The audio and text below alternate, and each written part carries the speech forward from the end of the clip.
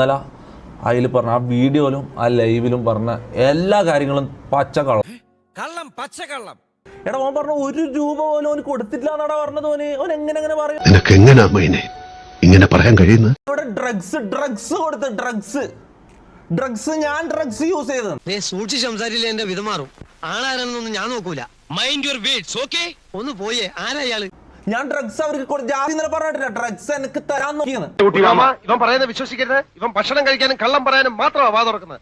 കർമ്മ എന്ന് പറഞ്ഞൊരു സാധനം ഉണ്ടെങ്കിൽ മുത്തെ കിട്ടും എനിക്കല്ലോ. അതെ നീയെല്ലാം തീരും. ഞാൻ പറഞ്ഞത് കർമ്മയൊന്നും വേണ്ട. ഈ ലൈവ് തീരുന്നതിനുള്ളിൽ നീയെല്ലാം തീരും. മനസ്സിലായി? ഇത് ഞാൻ എന്റെ മക്കളെ പോലെ കണ്ട ആൾക്കാർ എന്നെ നെഗോഷിയേറ്റ് ബ്ലാക്ക് മെയിൽ ചെയ്യുക. പോക്സോ കേസിൽ നിന്നെ പെടുത്തും. പൈസയാണ് വേണ്ടത് ഇവർക്ക്. മനഃപൂർവ്വം കരുതിക്കുട്ടി എന്നെ കരിവാരി തേക്കാനുള്ള ശ്രമമാണ് സർ. 3 മാസം മുമ്പ് ഇവിടുന്ന് ഗ്യാങ് ഒഴിഞ്ഞു പോകാനുള്ള കാരണം ഞാൻ പറഞ്ഞിട്ടെ. ഡ്രഗ്സ് ഒരിക്കലും ഞാൻ ടോളറേറ്റ് ചെയ്യാത്തൊരു കാര്യം. ഡ്രഗ്സ് എന്റെ വീട്ടിൽ ഞാൻ അറിയാണ്ട് കയറ്റി.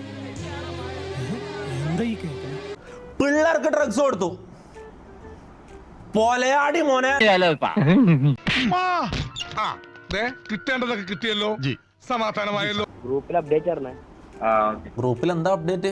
പ്ലാന് എന്നെ കൊല്ലാനുള്ള പ്ലാന്. ഞാൻ ഉറങ്ങുമ്പോ വിഷം തന്നിട്ട് എന്നെ കൊല്ലാനുള്ള പ്ലാൻ. എല്ലാത്തിനും കാരണം നീയാ. അതെ. മനുഷ്യരോട് ഭ്രാന്ത് പിടിച്ചെടുക്കുമ്പോൾ അവന്റെ ഒരു ഇത്രയും നോക്കി ഇതാക്കി വളർത്തിയിട്ട് തന്തയില്ലാത്തവന്മാര് പൈസക്ക് വേണ്ടി ആരെയും കൊല്ലാൻ മടിക്കാത്തവന്മാരാണ്. ഈ ഇവരെ ഫോൺ റെക്കോർഡിൽ നിന്ന് സാധനങ്ങൾ കിട്ടി. ഞാൻ അതിനെ കൊല്ലണ്ടേ, ഞാൻ തീർക്കണ്ടേ, അവന്റെ പത്തിക്കടിച്ച് വീഴ്ത്തണ്ടേ? എന്താണെങ്കിലും ധൈര്യമായിട്ട് പറഞ്ഞു. എന്നെ ആരും ഇവിടെ തല്ലാനൊന്നും പോണില്ല. ഇത്രയും വളർത്തി വലുതാക്കി അവന്റെ വിഷം തന്ന് കൊല്ലാൻ നോക്കിയാൽ നിന്നെയല്ലോ. നിന്റെ അത്ര ഒന്നും ഇല്ലടാ. മനസ്സിലായി? ഇതിനൊക്കെ എന്താ വേണ്ടെന്നറിയോ? അവന്റെ മുഖം പിടിച്ചിട്ട് തേക്കാത്ത ചുമരുമ്പോ അങ്ങോട്ടും ഇങ്ങോട്ടും ഇട്ടങ്ങോട്ട് ഒരിക്കൽ തന്തയില്ലാത്തവനാ. എന്നിട്ട് എനക്കെതിരെ മൂഞ്ഞാ നിൽക്കുന്നതാടാ. നീ എന്താടാ നീ പറഞ്ഞത്? ഞാൻ പറഞ്ഞല്ലോ, ഒരു അബദ്ധം. അബദ്ധങ്ങളുടെ ഒരു ഘോഷയാത്ര തന്നെയാണല്ലോ നിന്റെ ജീവിതം. ഇനിയെല്ലാം ദൈവത്തിന്റെ കയ്യിലാ. ഭാഗ്യമുണ്ടെങ്കിൽ നമുക്ക് വീണ്ടും കാണാം. വരട്ടെ.